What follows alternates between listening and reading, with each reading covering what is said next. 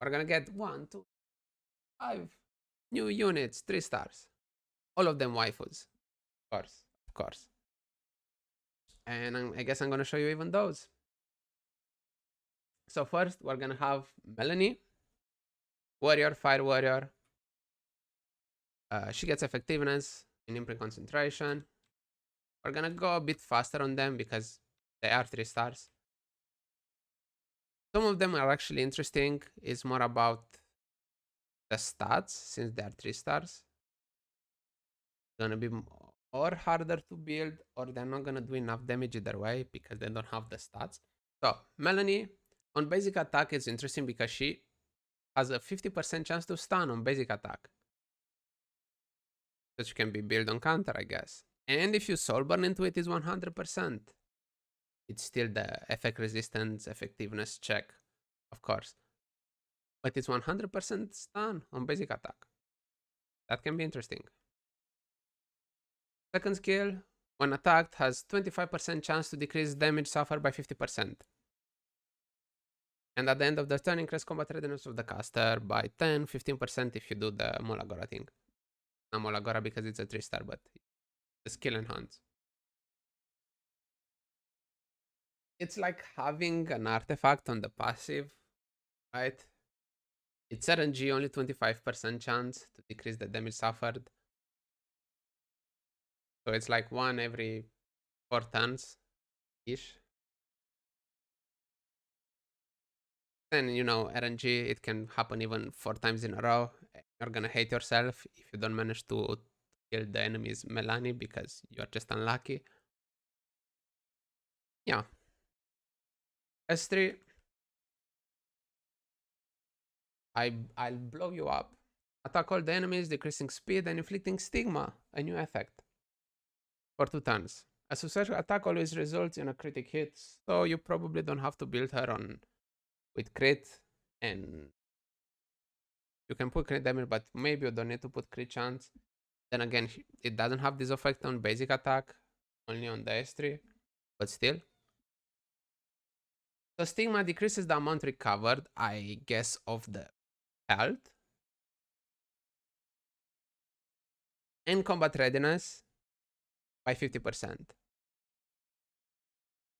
Which is like half restrict, half unhealable effect. Half of it.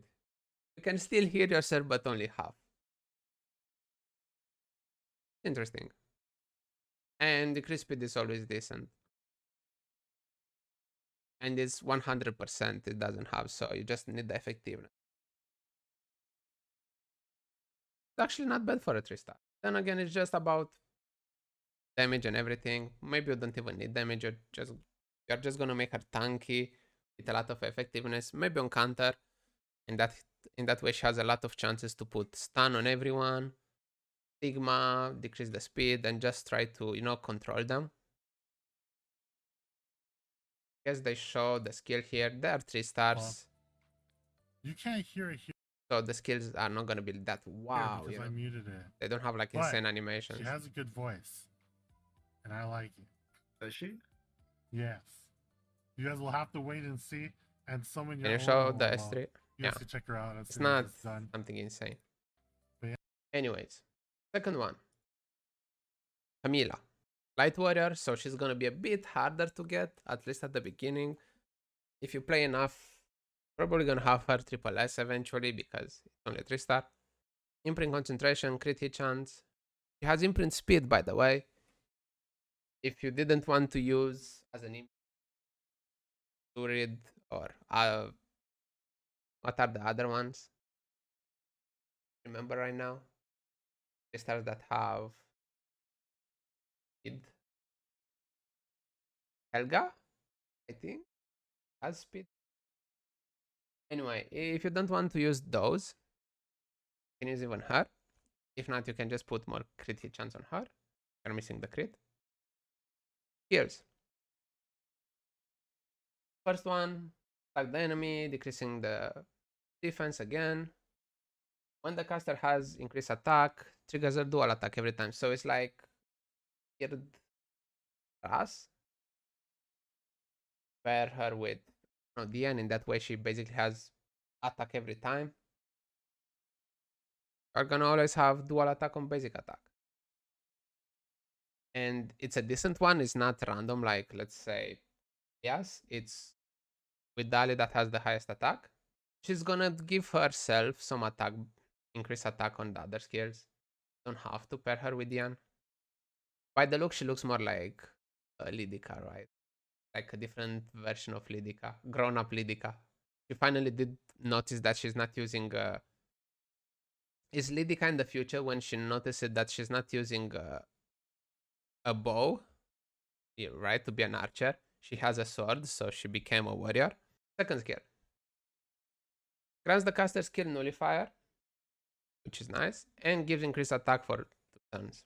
For increasing given the attack of the ally, except of the caster with the highest attack. Again, for 2 turns. And increases the combat readiness of the caster by 50.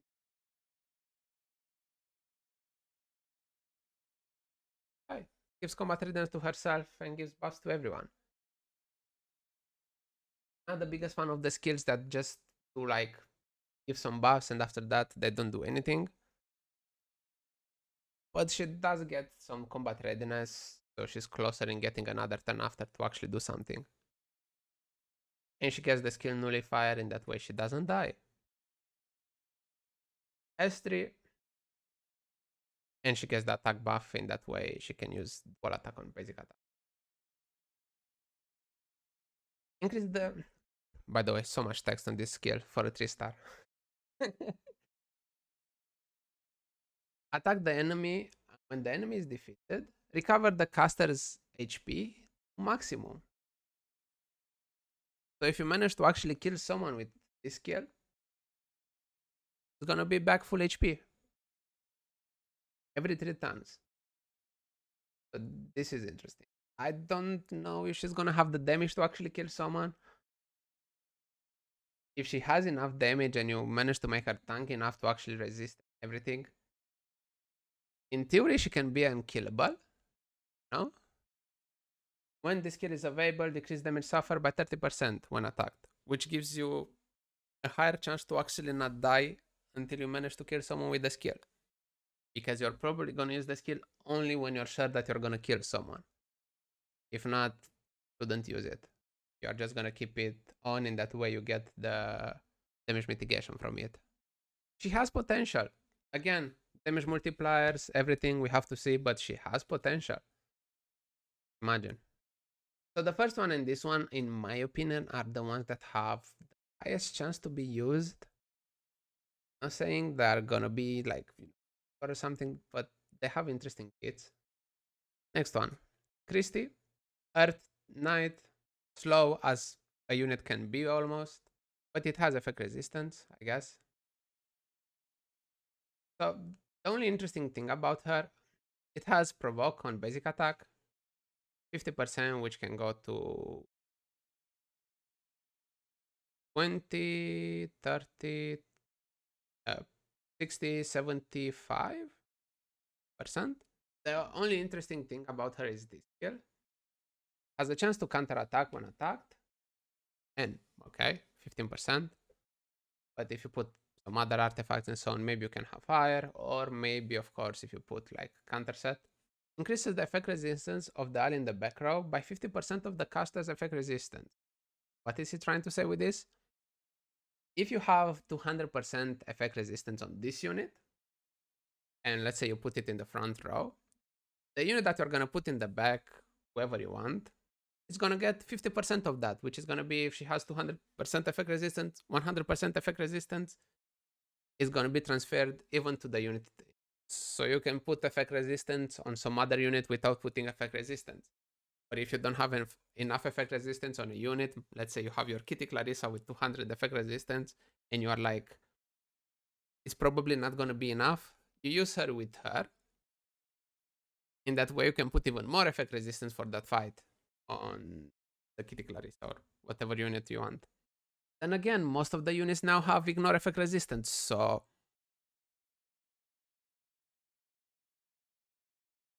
yeah, but it's an interesting thing. And even if the Christy dies, the unit in the background, row, it's still gonna have the effect resistance. The only way to get rid of it is to kill the unit in the back row. And after that, if you revive it or something like that, it's not gonna have the effect resistance anymore. But if not, the unit in the back row is gonna keep it until it dies, even if the knight died, Christy died. That's an interesting mechanic. S3 increases attack of all allies by 2 turns, like almost all of them at this point, and increases defense of the caster, covers some HP. And the amount recovered increased proportion to the caster max HP. Yeah, S3 is just something. Have S3, you know. Uses skills. Okay. Yeah, it's interesting. I don't see where you can use her, but Penelope, probably one of the ones that looks the best. Even better in the sprite, because the sprite of these 3 stars, like the image looks nice, but the sprite is kind of eh. But for her, even the sprite is nice. Thief, Scorpion, Dark Unit, Imprint Concentration, Crit Hit Chance, 108 speed. Attack the enemy before increasing attack of the caster by 15%. When an enemy is defeated, you kind of start to see a pattern here with all these new things, all units. All of them have like this new mechanic. When an enemy is defeated, increase the combat readiness of the caster by 75%, which is actually a lot. And increases attack effect. The attack can stack up to 3 times. So it's every time it's gonna attack, it's gonna increase the attacks, somewhat like Ravi, I guess, or even Landy. But yeah, you have to kill someone to actually get the combat readiness. But there's more. Decrease the debuff duration of all allies by 1 turn before granting a barrier to the caster for 3 turns. So she's not gonna be that easy to kill, which is really decent in RTA because all the DPSs have to have some way defend themselves. If not, they're kind of meh. And the barrier strength is increased proportional to the caster's attack, of course. This one is it's okay. It's just that again, it's a skill that doesn't actually do damage, but you can use it after the S3, and maybe in that way it makes sense. By the way, it grants an extra turn, right? Yeah. So you can use this one. You can go S2 into S3 because inflicts resource reduction, which is another new mechanic that decreases the fighting spirit for and the focus. So the ones that Ravi has, Ken, and some other units. So you can take them off now. And this thing is unaffected by effect resistance. So every time she's gonna use this skill, it's gonna actually take the fighting spirit or the focus. It has a chance to decrease the attack for 2 turns and stun. So it's gonna have 100% chance to stun and decrease the attack, which is actually nice. Then again, it's not gonna be easy to build because you need some stats to make her tanky enough and some attack and everything to actually manage to do damage. And at the same time, some effectiveness to actually land these debuffs. So it's not gonna be the easiest, unit to build. But after that, she grants herself stealth for 2 turns. So you can go S2 into S3, and after that, every time she's gonna do maybe the basic attack. Even this one maybe has some potential. It has at least an interesting kit. It's not something you see in all the other units, right? At least it's something that you can try and see. Then the last one, Helen. Ice Knight is kind of the most meh out of them. 91 speed. Why they decided to put that one? At that point, they could have left it at 90, but number. Attack the enemy before increasing combat readiness of a random ally, except of the caster by 10%, which goes to 15. Damage that increase proportion to the defense, so you want to build her on defense to do some damage. Second skill, attack the enemy before increasing the defense of the caster, and she's gonna recover some HP. Damage dealt increasing to the caster's defense again, and the amount recovered is proportional to the max HP. Have been interesting to be proportional to the defense somehow. Okay. On the S3, she adopts a counter stance for 3 turns, and she grants herself increased speed and barrier. And not only for herself and everyone else. So it's actually not bad, at least for the speed. Then you have other units that can give speed like Landy, but every time she's gonna counter, it's gonna give combat readiness to someone. It's on 8 turns cooldown, which is gonna be 7, but every time she's gonna be attacked by an AoE attack, she's gonna decrease the cooldown on this skill by 2 turns, which sounds interesting, but even if you get this skill more often, depends how powerful the barrier is. If the barrier is actually decent, maybe it can be actually something, right? It gets, if you manage to put the barrier every other turn against some AoE unit.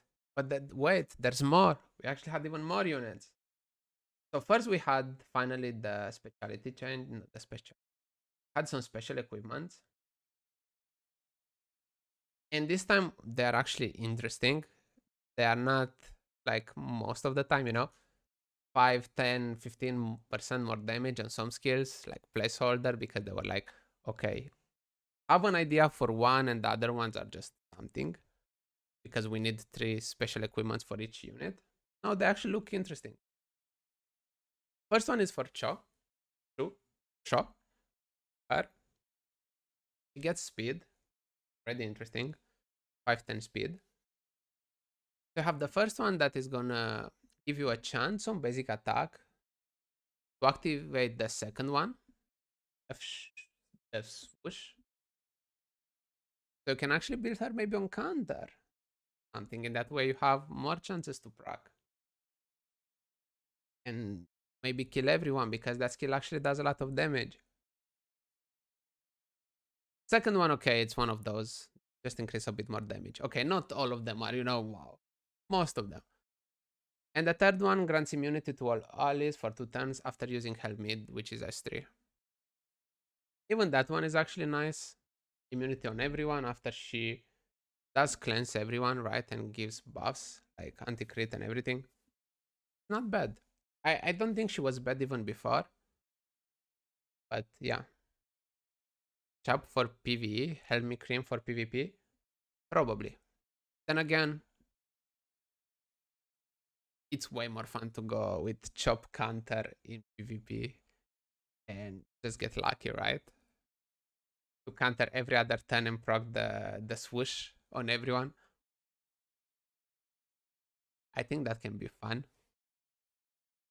I think that's what I'm gonna try. I'm gonna try to get this one and put counter on her and see. A couple of swooshes. Whatever it's called.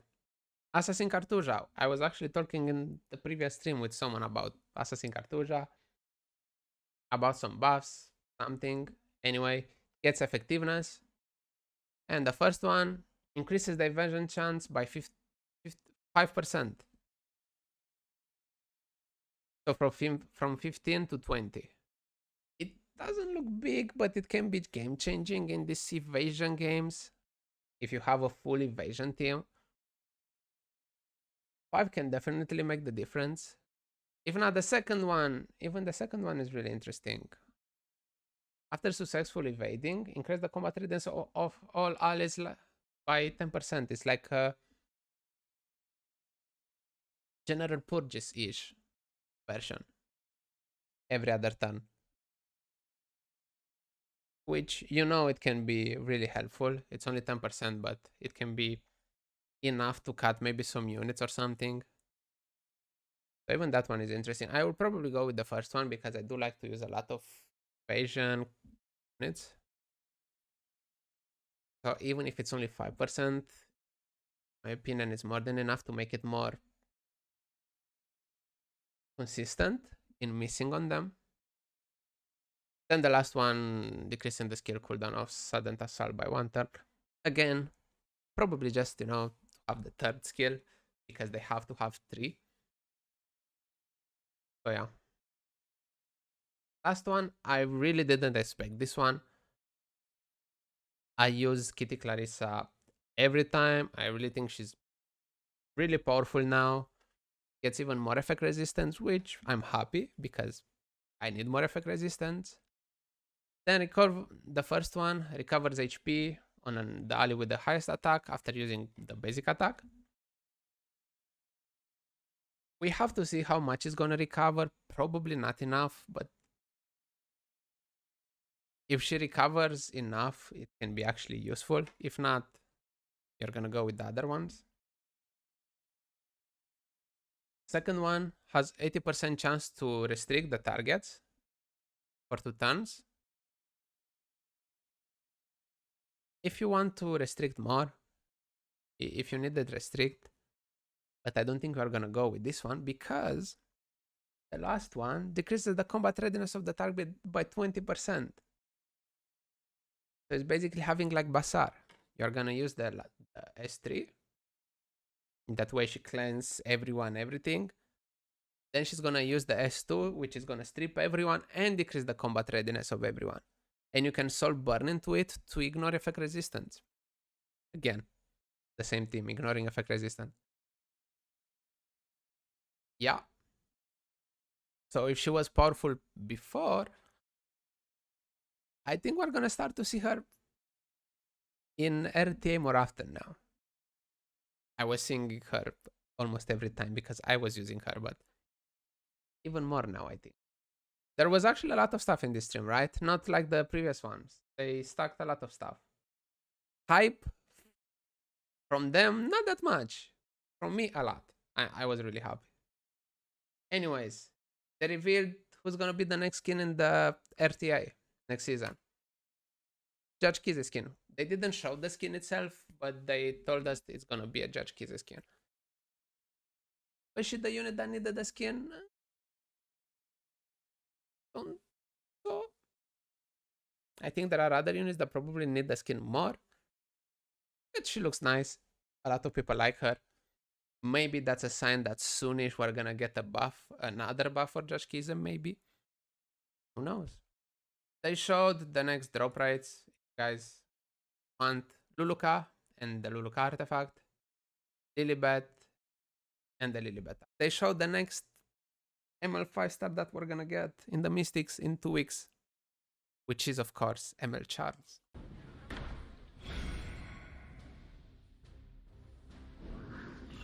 The end is a new beginning. Someone needs to make a decision. Have to be honest, I've seen that S3 like 5 times. I still don't really understand what is happening in the S3. Whatever. Thief. Dark Thief. Let's go to skills. 113 speed. Imprint concentration, crit hit chance. Normal imprint effectiveness. You're probably not gonna use that one. Okay. Not even the fastest thief for being a thief. Kind of slow for being a thief. But it's okay. Fast enough. So the S2, which is a passive, after an ally except of the caster attacks, if the enemy's HP is less than 30%, increase the combat readiness of the caster by 35, which goes to 5, 40, 55%. And grants perception for 2 turns. Perception increases the crit hit chance and crit hit damage by 15%. Can only be activated once every 2 turns. So yeah, if you attack someone that's almost dead, probably gonna get a turn. That's the idea. Every 2 turns. That's 15%. Who knows where he is on the, time bar. Probably gonna get a turn. Then I showed some skills here. Man. S3. Attack all the enemies after ending Increase the attack of all allies by 2 turns, like normal charge, and increases even the combat readiness by 20. After, he's gonna get evasion for 3 turns, like Rylet. Somehow. So yeah, we have more this evasion team with Assassin Cartuja and everyone now. We're probably gonna start to see way more evasion teams between Violet, Rylet, Charles, the other ones. S1, cast the enemy when using the attack on the caster turn. If the caster is granted perception from the passive, uses the demolition instead of elimination. Attack them with a sword. This is demolition. Damage dealt increases proportion to the caster's lost HP. When the enemy is defeated, decreases the cooldown of descent by 1 turn. This attack does not trigger dual attack. So this skill does a bit more damage and decreases the cooldown on the S3, right? I don't know. I have to be honest. By looking at the kit, I think normal charge is more interesting, and I don't even like normal charge. I'm not a fan of it. But yeah, when he procs, this is like normal attack. When he's gonna proc the other one with perception, is basically the S2 of normal charge, going there and doing like ba-bam. And he does more damage of the. He has less HP. I don't know. I have mixed feelings with that kit. Probably not a must pull. If you think about strays can be decent in PvP. In PV, the beast. Charles, I'm like, it can be okay. With Charles, we're gonna have in the Mystics Surin, Tempest Surin. If you guys don't have her, you should probably summon for her. Even if I don't think you should summon for the 4-star, but she's a decent 4-star. Last thing in the official stream, it was like this teaser trailer for the next update. Gonna be the summer festival event in Epic.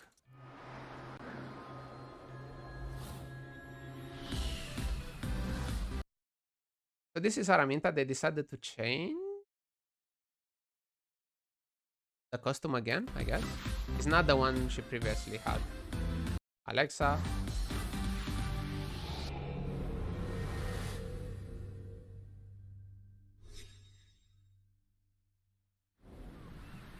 The Order of the Sword.